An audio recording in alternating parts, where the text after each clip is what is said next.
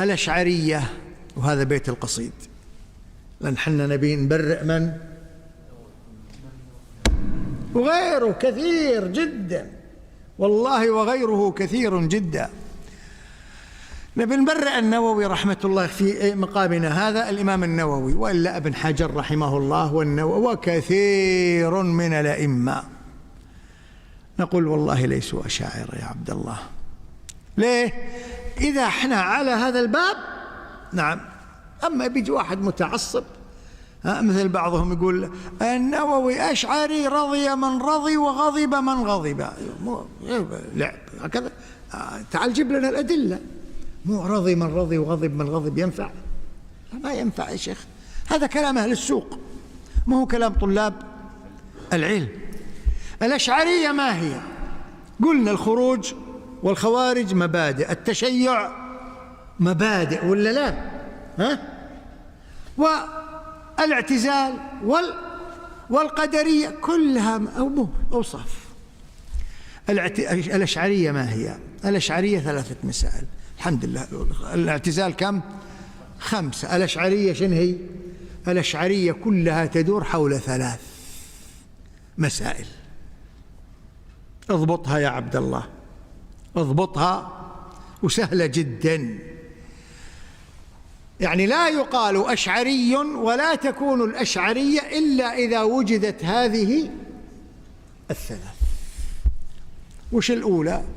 الأولى تقديم العقل على النقل تقديما مطلقا، وجوب، هكذا يقولون.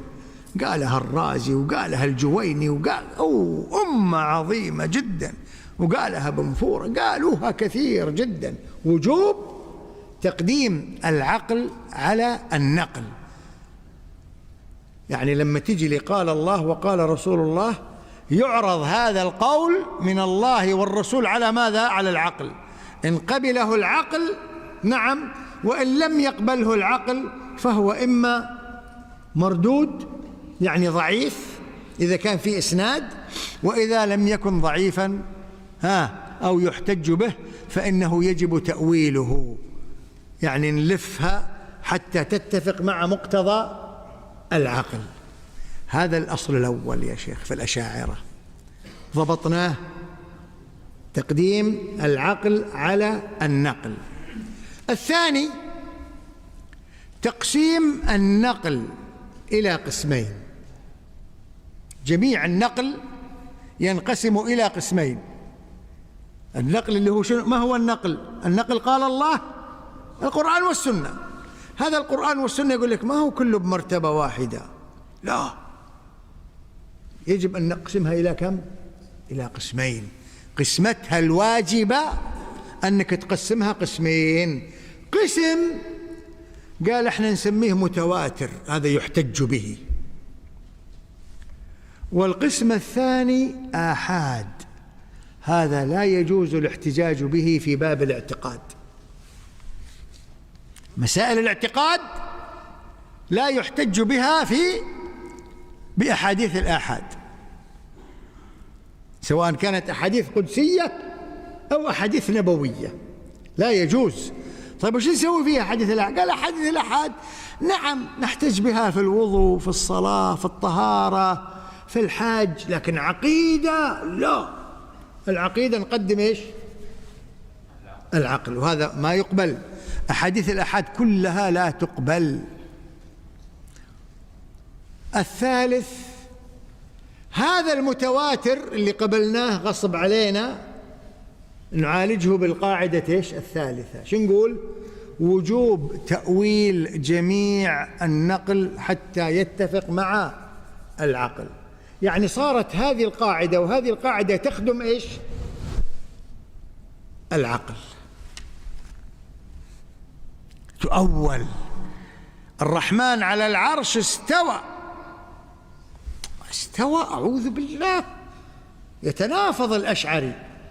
كيف استوى؟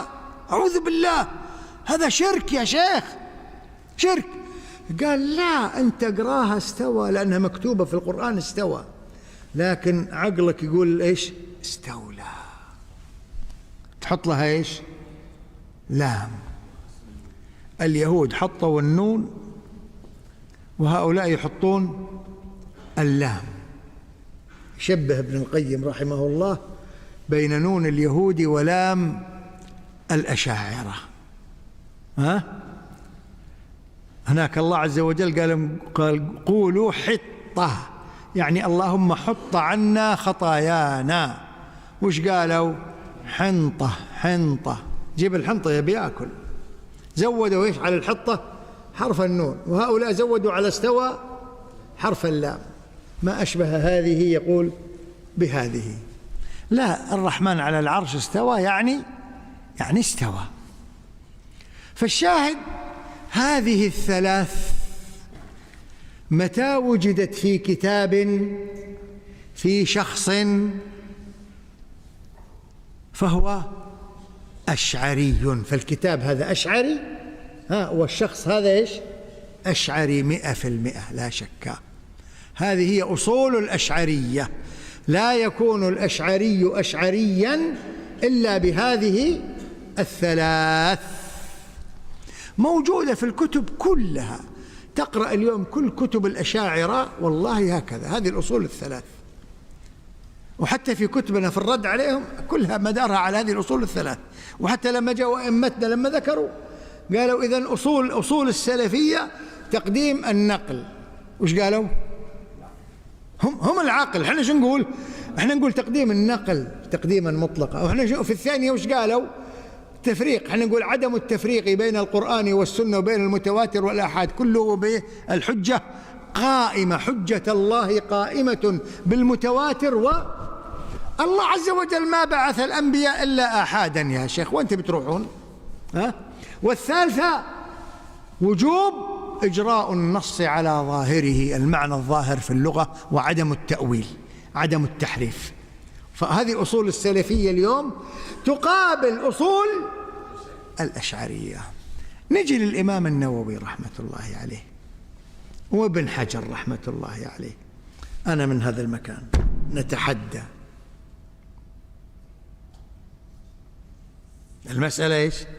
الكتب موجودة، كتب النووي موجودة، وكتب ابن حجر موجودة.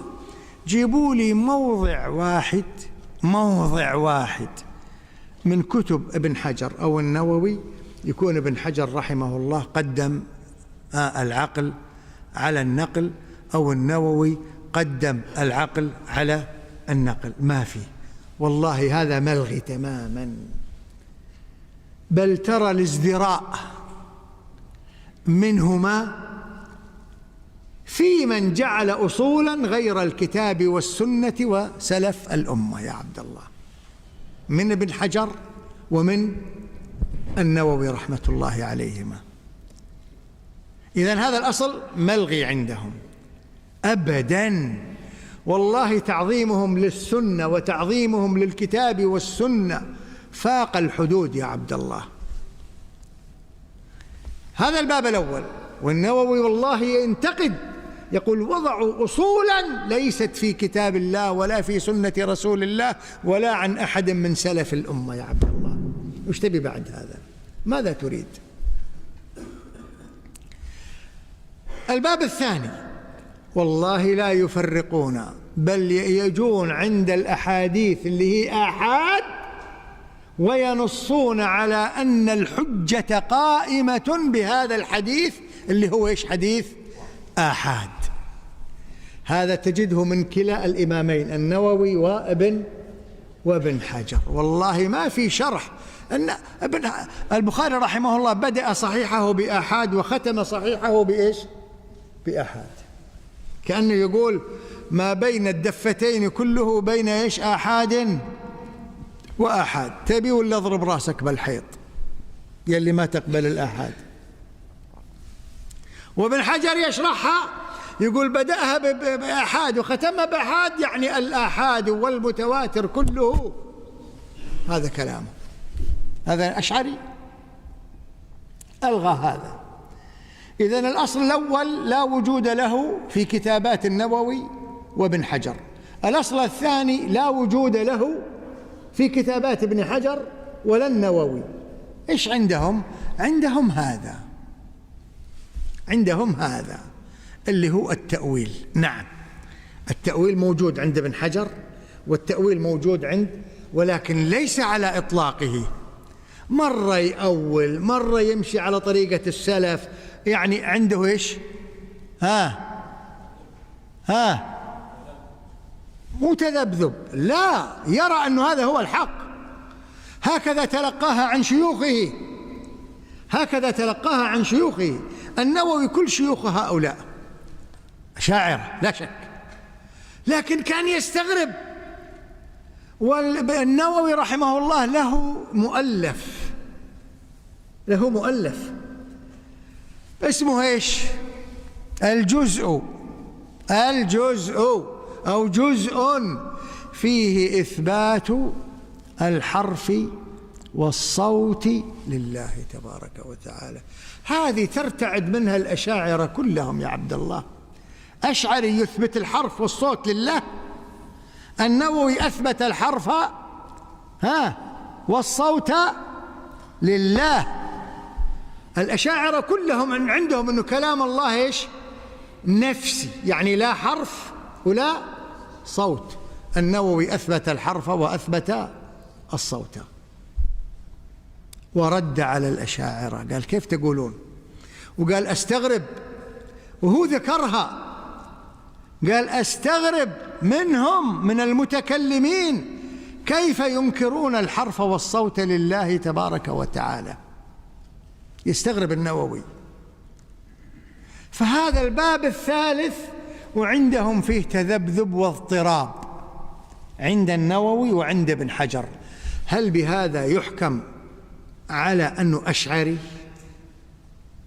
نقول وافق الأشعرية في بعض الصفات والأسماء، وكما وافق السلف أيضا في بعض، لكن في الأصل الأول وهو الأعظم وافق السلف، في الأصل الثاني وافق السلف.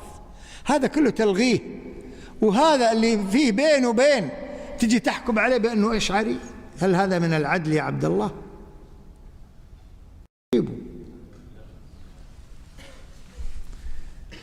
ما تبي تقول سلفي لا تقول، لكن وربي ما يحق لك تقول عنه أنه إيش؟ أشعري. نعم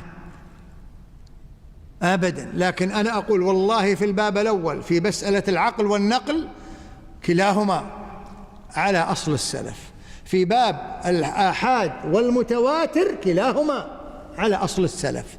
في هذا الباب حصل عندهم التذبذب، مرة كذا ومرة كذا. أثبتوا كلام الله، أثبتوا أن القرآن كلام الله، أثبتوا أن كلام الله فيه حرف وصوت، وهذا ما يمكن يثبتوا أشعري نهائيا. فكيف تقول بأنهم أشاعرة يا عبد الله؟ والله راح تسأل عند الله عز وجل مثل ما قلنا.